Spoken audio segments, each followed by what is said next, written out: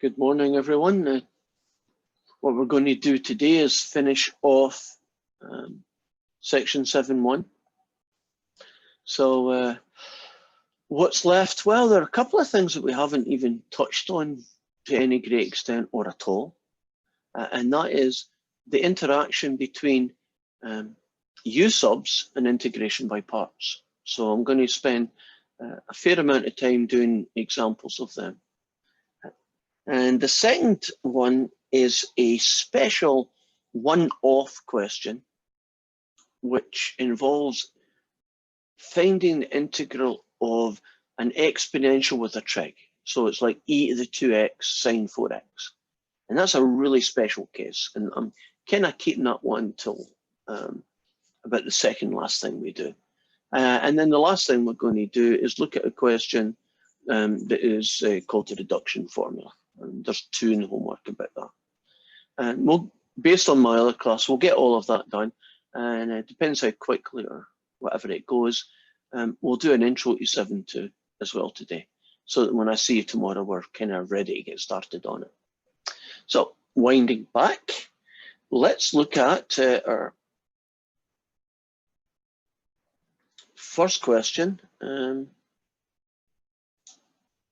which is how do you do substitutions? So let's do this one. There's 13, or at least a version of 13. E to the cosine of t,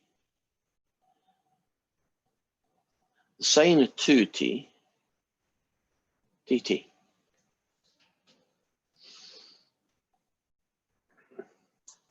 Now, this particular question is going to be a U-sub. And if that wasn't bad enough, it's not going to be a U-sub yet. And the reason why it's not going to be one yet is that that sine of 2t is not going to play well with cosine t. If that was cosine of 2t, I'd be ready to go.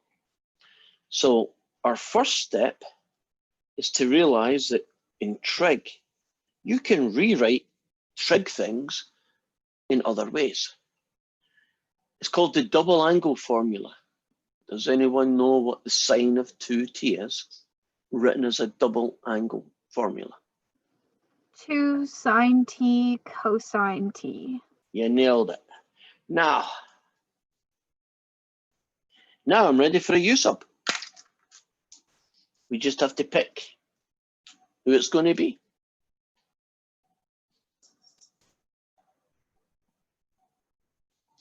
Give me a U-sub, because there's only one that's going to work. Cosine of t. Cosine t? I hear that in two places, which is a good sign. Either one of you, tell me why you picked that one and not sine t, which is kind of the other choice. Because then you can put the u in the exponent. Yeah, takes care of that. Takes care of that. So don't we have my version of that rule is E ugly guy is your U-sub, right? That's kind of how I phrased it. So if you differentiate with respect to t, you get positive or negative sine t? Negative. Right. Have you noticed that you have to switch between differentiation and integration when you do trig in these questions, right? In this case, then, the crossover, and then the isolate.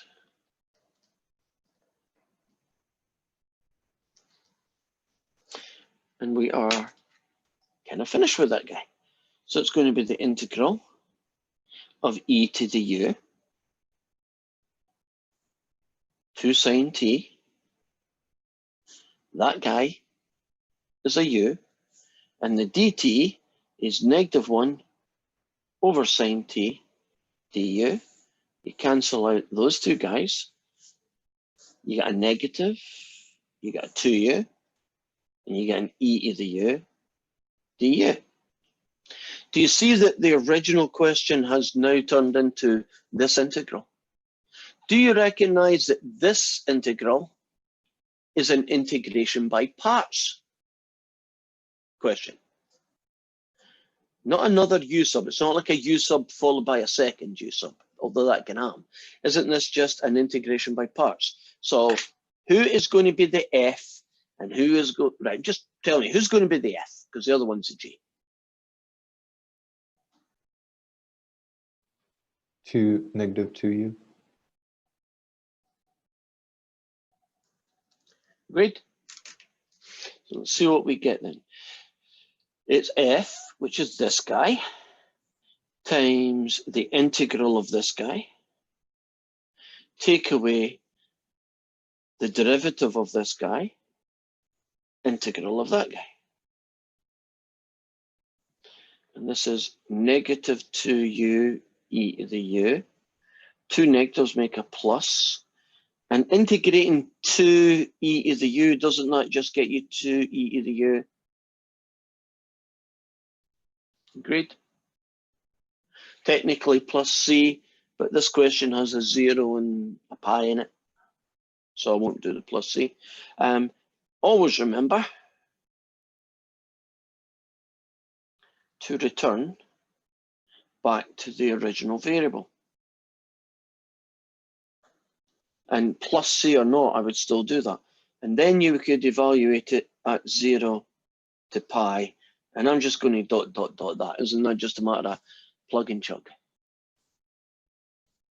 So here is an example of us having to use a u sub before we could then get to the place where the integration by parts would work. I think yesterday, didn't we see an integration by parts that then had a u sub later on? So it can happen in either order. I think we did the integral of inverse tan or the integral of inverse sine. I can't remember which, but that's an example of integration by parts first, and then you have to do a u sub to complete the process. That's 13 out of the way. This is version of 14. And this time, I'm not going to do the limits of integration. I'm just going to do the blank version that's a little bit quicker.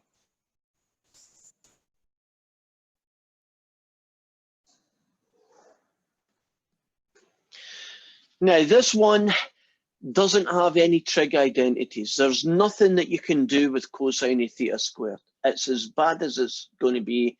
It's as good as it's going to be, right? It's not going to change. But we can do a u sub. And you might talk yourself out of doing the u sub because it kind of looks like it's not going to work, but hang in there, it will work.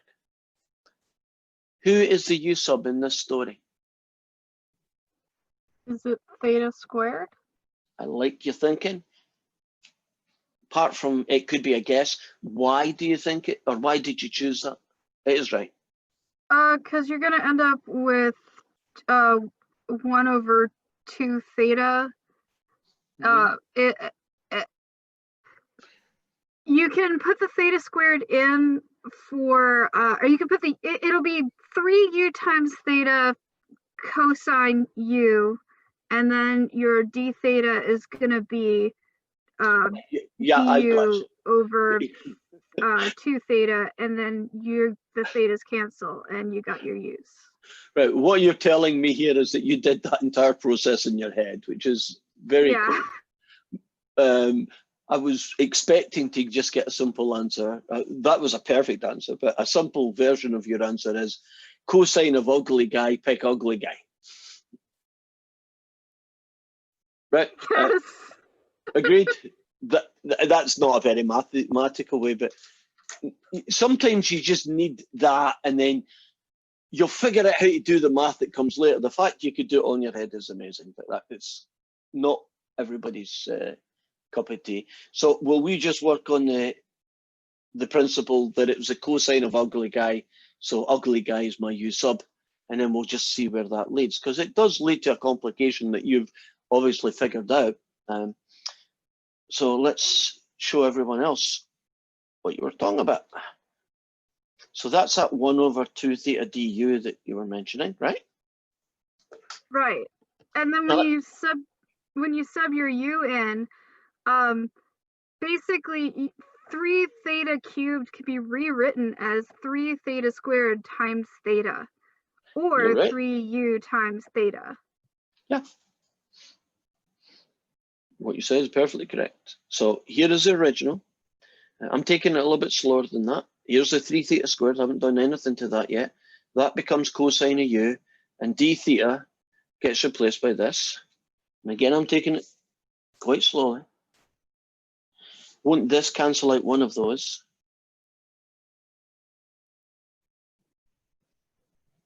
And we got to there. Right. And you noticed, actually ahead of the game, what's theta squared going to be replaced by? But by u. So I've essentially done what you said. I just maybe took more steps to do it. But can you all see where the thought process, how this fella with a u sub that we chose now becomes this guy? Do you recognize that this guy is an integration by parts question? And in integration by parts, you have to pick an F and you have to pick a G. And most of the time it's important, right? So who do I pick for F?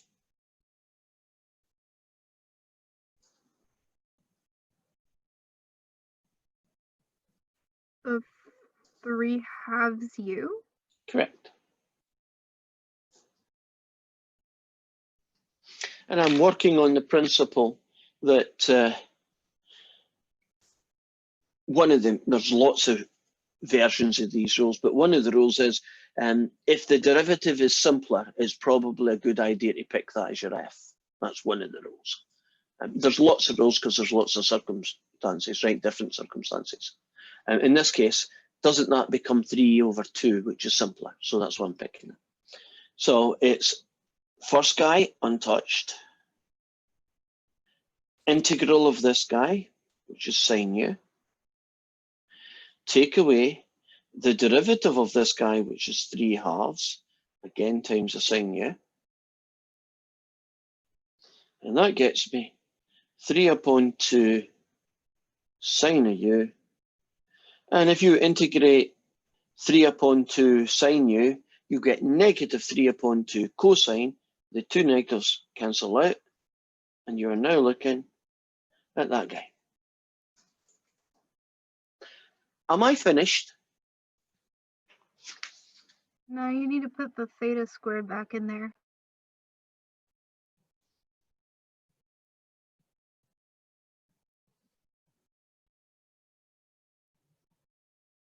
No, I'm finished.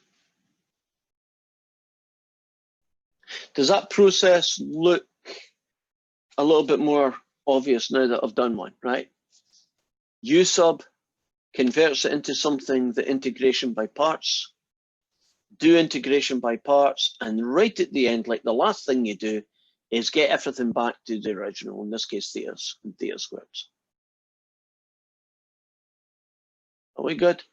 Now, if this question had said from theta equals 0 to theta equals, whatever it is, square root of pi, wouldn't you just replace all of these by square root of pi and then by zeros?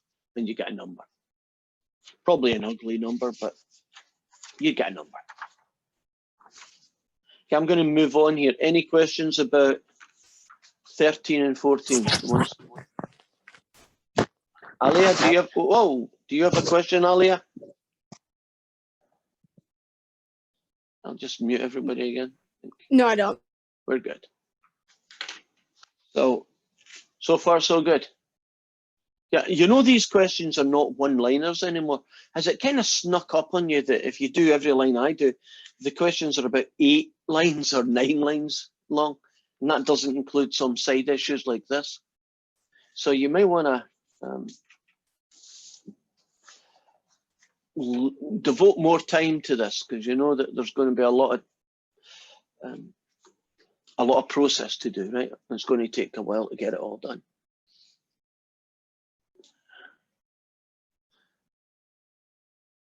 I'll try to find if I can find another U sub question that we haven't done yet.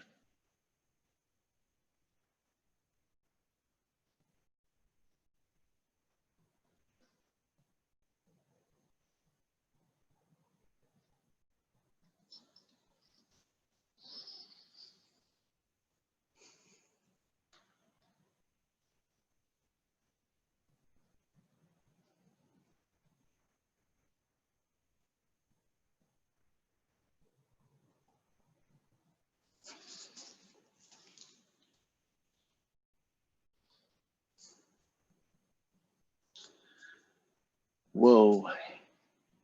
Scary. Agreed.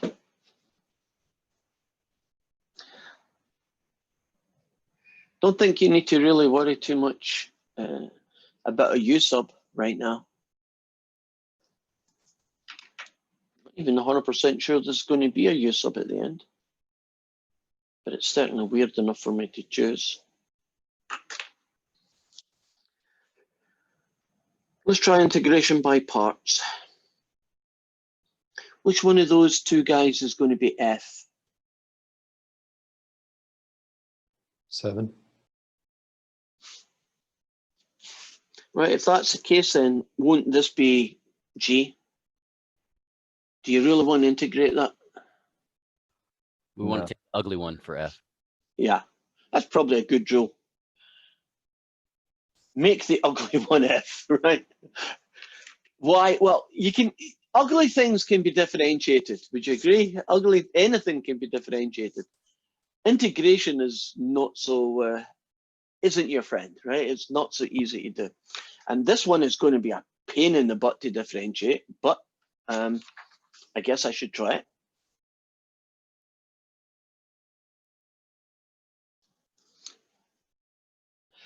If f of x is the inverse tan of 1 over x, then I probably am going to write it as the inverse tan of x to the negative 1. So let's differentiate it. What's the derivative of the inverse tan? That's something we do know. 1 over 1 plus x squared. So in this case, it's going to be 1 over 1 plus that guy squared, right? Because it's a chain rule. Right? 1 over 1 plus the thing squared. And then don't you finish with the derivative of the thing. Now, what's the derivative of that guy? Well, you multiply by the power and you use it by 1. So let's see what this guy looks like. Negative x to negative 2 over 1 plus x to negative 2.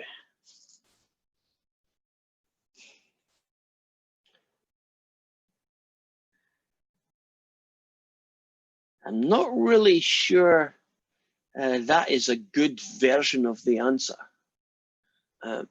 I'm absolutely certain it's not. So I'm going to have to figure out how to make it look pretty. You know, there's a trick that as long as you multiply by 1, you don't change the answer, you just change its format. I'm going to multiply by a special version of 1 called x squared, which means this times this gets me negative 1. This times this gets me x squared, and this times this. But what does x to the negative 2 times x squared get me? 1, because that's basically x squared over x squared. Okay. Now I have an f dashed x. Let's put the process. I guess I can move it over here now. And we are going to do f of x, which is basically the inverse tan of 1 over x, times this guy's integral, which is 7x, take away the derivative of this guy, which ended up being this fella, times 7x again. So 7x inverse tans. 2 negatives make it a plus. 7x over x squared plus 1 dx.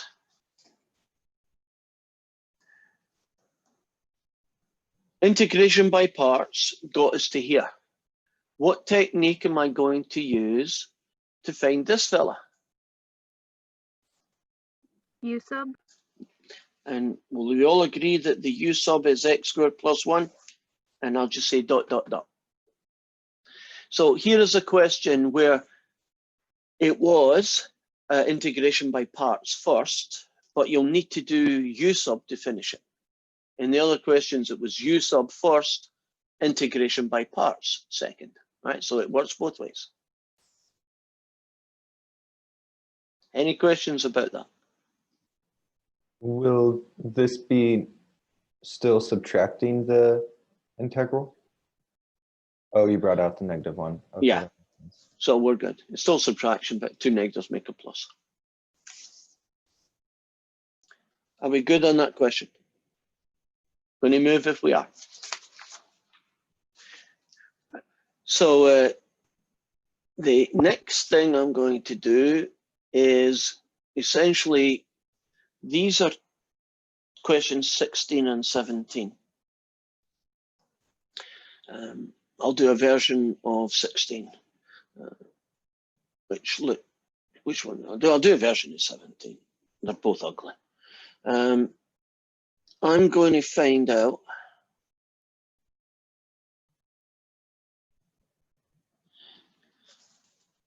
what that becomes when you apply integration by parts just once. And what the book, what the homework does is it gives you, I think, how many is it? 4 choices, yeah. It gives you 4 choices of what that would become. And they're called the reduction formula if you're interested to know. So these do have a name, right? Okay. What makes this a little bit different? Only one thing. Instead of saying x cubed or x squared, they're just calling it x to the n. It's no biggie because we can do that, right? I need an f. I need a g. Who's f? X to the n. Agreed. So, untouched first guy, integral of e to the x, which is e to the x. Take away, integral.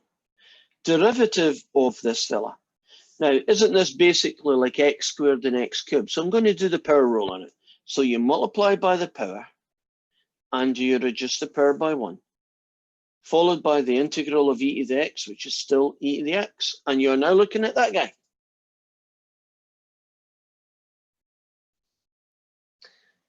And they did one extra little thing. Not sure if it helped any, but they did it. Isn't this guy the same as that guy? Now, the reason I can do that is n is a number like 2, and you can pull out a 2 from an integral. Sometimes it's a good idea. You know, like I pulled out pies and things because I don't like them, they get in the way. You can pull out any constant. That guy happens to be one of the 4 fellas. I'm going to do a quick search, see if I can find them. And at least in my one, is the second dot. So that's the one you pick. And that's the question finished. So it's not as scary as it looked, because the way they phrased it and so on, it looks like, what the heck am I doing? But that's all you do. Well, you know, I kept the best till last.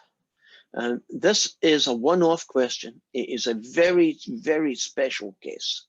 You will never do this for any other situation, except when you're doing an integral that has e, you know, like e to the 5x, an exponential, followed by a sine or a cosine. So e to the 2x, sine 5x. E to the 5x, cosine 2x, right? That kind of combination. Whenever you get that, you are going to do the following thing. So this is the version I'm going to do. 4 theta, sine of 2 theta, d theta.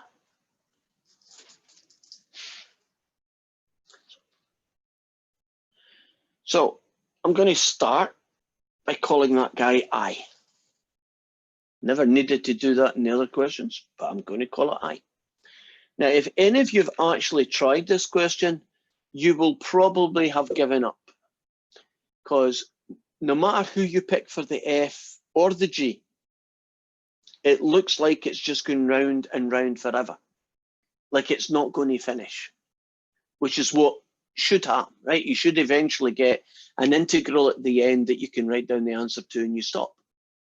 But when you, superficially anyway, when you do this, it just looks like it just keeps regurgitating itself in different versions forever. But hold that thought, because it does work. They're just a little sneaky bit at the end. You always do these questions twice. Integration by parts, twice. So I'm going to call this guy F and this guy is G. And the good news is, it doesn't matter which one you pick, both will work. But once you're committed to making the exponential F, well, you make sure it's always going to be the F every time you do it. Otherwise, you will end up being in an infinite loop. So I, oops, don't do that, is going to be f of x, right? Leave that guy alone. Integrate the sine of 2x. Okay. Be careful. Antiderivative of sine 2x. You definitely get some version of cosine 2x, or 2 theta in this case. But positive or negative? Integrate a sine, positive or negative? Negative. And anything else? 1/2 in front of it. 1/2. Remember the linear shortcut method? Just makes that quicker. Otherwise, take a piece of scratch paper and do that at the side. Subtract. The derivative of this guy is 4 times e to the 4 theta. And the integral of that guy, we already know what he is, so I'm just rewriting it again. And this next line is really just simplifying or tidying up. Negative 1/2 e to the 4 theta cosine of 2 theta. That negative and that negative cancel out. I've got a plus. That half and that 4 gets me 2.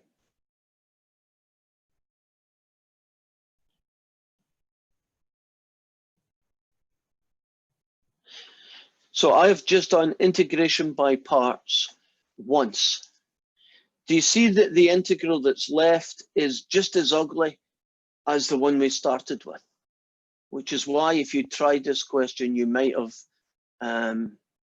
scratched your head and said, no, this isn't going to work. But trust me, you do it twice. So let's do it one more time.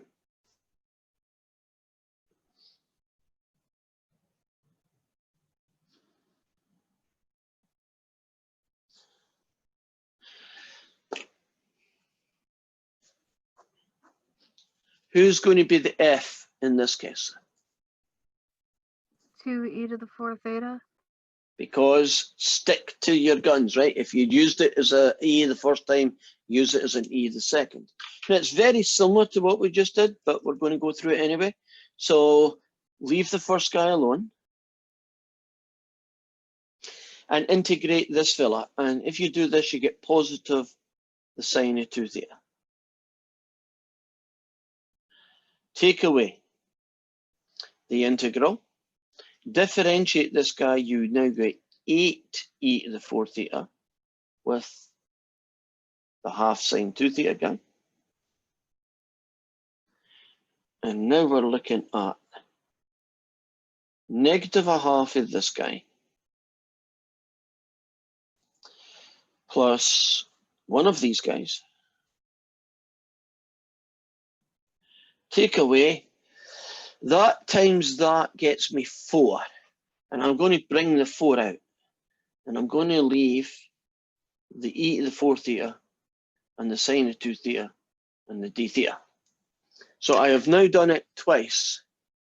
And it looks like I'm still in the same place I was. This thing isn't going away. But you stop after twice. Always stop. And now we're going to do a sneaky thing. Replace it with I? Say that again? Are you going to replace the e to the 4 theta sine 2 theta d theta with I? I am. That's the sneaky thing. Which is why I called it I. I never needed to do that in any of the others. Isn't this guy called I? So isn't this guy 4i? So just like you said. So I now have the original I, which is this guy, is negative 1/2 this fella plus this fella. Take away 4i.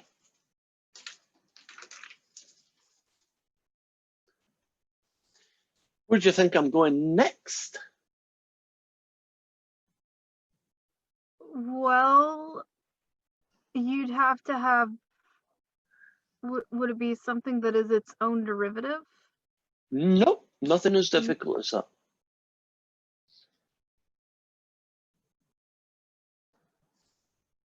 Oh, divide both sides by I. No, wait a minute. No, So- not yet. Sorry, that was super wrong. Okay, come on, think it through. Help her out. What are we going to do? She's almost there. Are you gonna add? Oh, four? Yeah, add add 4i. them. Add them. Someone kind of came in there and I cut him off, but he was saying add 4i to both sides, which I totally agree. That's exactly what you do. Which now means you do what? It's all that divided by 5.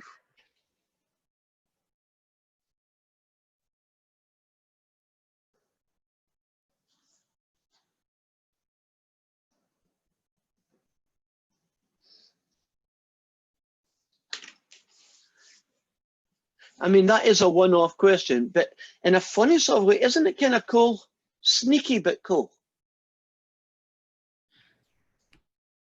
And the whole trick was to call this I, and then get to the point where you realize that the starting integral was these two guys take away 4i, and therefore you could solve for I, and that's what you're trying to do, isn't it? You try to solve for I, you try to find out what it's equal to. Is this something we should practice? Is it going to be on the test? Oh, who knows what's going to be in the test? Now, it could be in the test. You're going to practice it because you've got a homework question on it. I hope that you do. I don't know what I'm picking for the test. I typically don't even pick the test, create the test until the weekend. That way I feel I can talk about anything and I'm not giving things away. So I haven't made up my mind whether that'll be one of the questions. And I've got such a bad memory, I'll have forgotten about this conversation anyway. So it won't be like I'll talk myself into or out of picking it.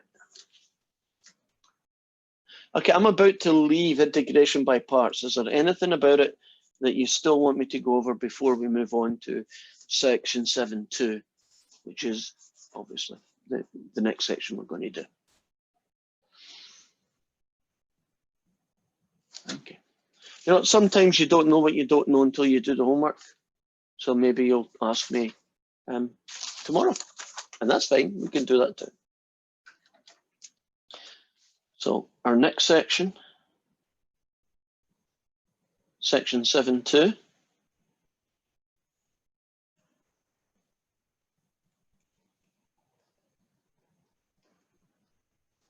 is trig integration. Well, if you don't like trig, well, hard luck. You can't escape it. There are lots of different things, lots of different integrals that we are going to deal with. And one family of them are integrals with trig functions, right? Sines and cosines and tans and secant squareds. And we do know how to do some, right? And there's going to be a number of strategies that we're going to use. One of them, we're going to use identities to change the trig function.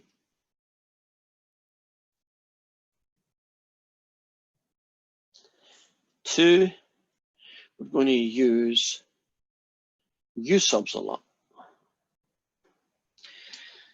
We're not going to use integration by parts much, unless it's a very trivial question like x squared sine x, right?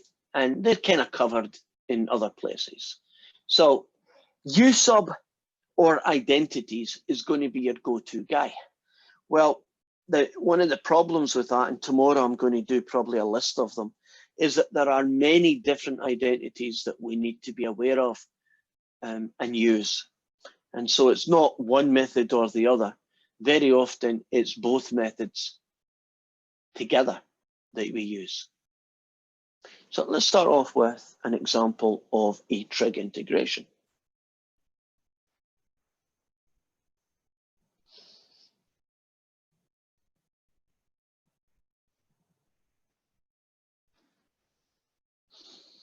This question is a U sub,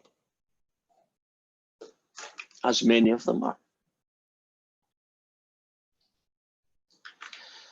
This U sub isn't sine cubed x, and it isn't cos squared x.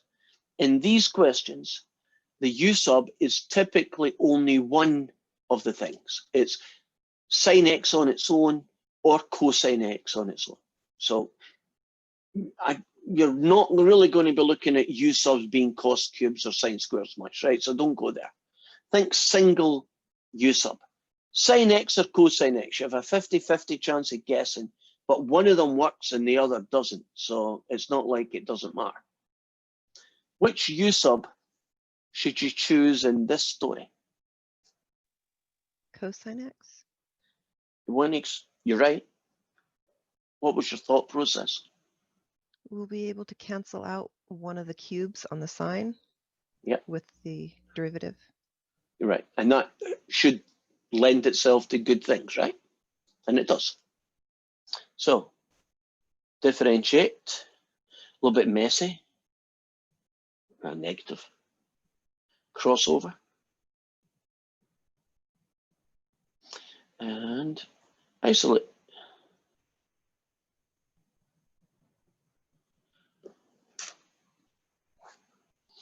Let's see what we get then.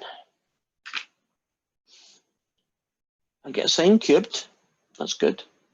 Cos squared becomes U squared. The dx becomes -1 over negative sine x du, what Kathy was talking about. And it cancels out one of them, and you kind of end up here. Now you know that, yeah. Oh, I was gonna say you can rewrite sine squared as 1 minus cosine squared. Correct. And then use U there, and that gets rid of all your x's. So one of the many identities you have to be just familiar with is, do you know that sine squared can be called 1 minus cos squared? And if you're wondering where that comes from, isn't it just a rearrangement of the one that everybody remembers? Right, if you start with that, if you subtract a cos squared from both sides, do you see it becomes this guy? Which means that I now have negative, instead of sine squared, I have that guy. I still have this guy and this guy. Where should I go next?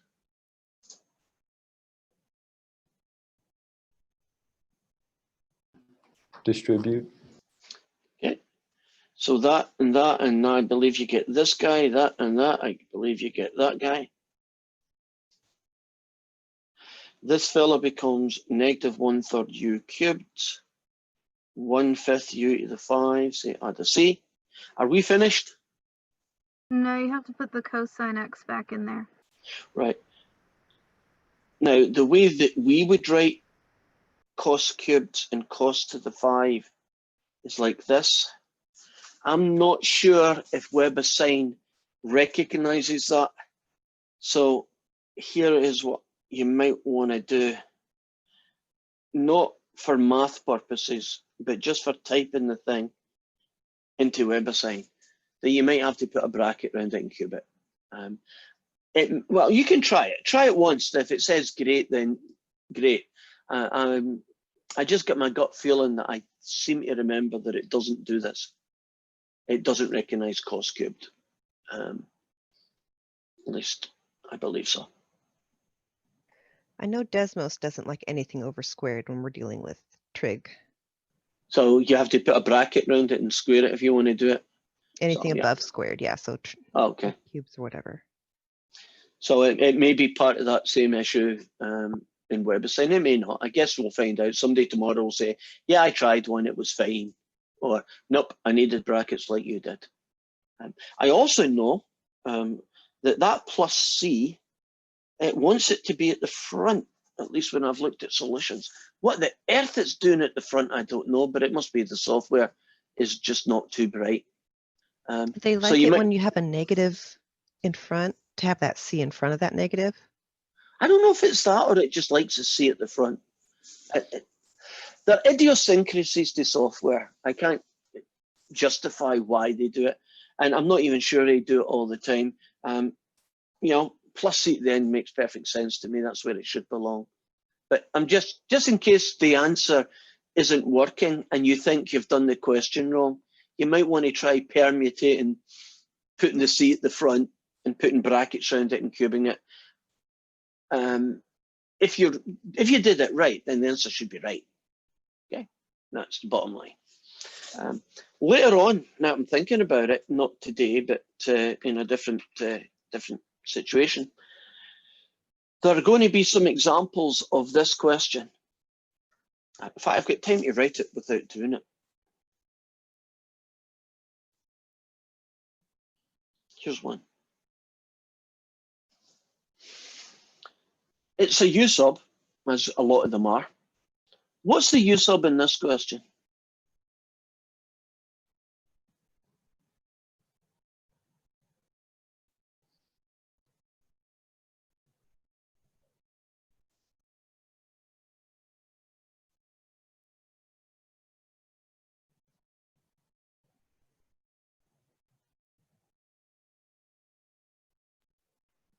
Does it matter? Correct, it doesn't. That will work and this will work. So what's the problem? If WebAssign used this one, won't all the answers be various powers of cosines? If it, on the other hand, uses this one, won't you get a different answer, which is totally mathematically the same thing, but won't it use sines and sine cubes? And I'm just suspicious that WebAssign is not sophisticated enough to have both versions in its memory or whatever it does, so that if you go one road or the other, it says, yep, I'm cool, both are right. Okay, so in this case, that's what would happen. One last question for today. Suppose that was 13. Cosine to the 13th power of x, cosine cubed x. Technically speaking, both will work. I'm not arguing with that.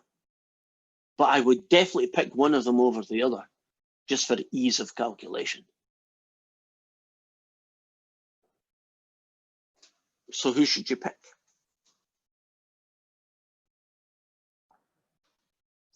Sine?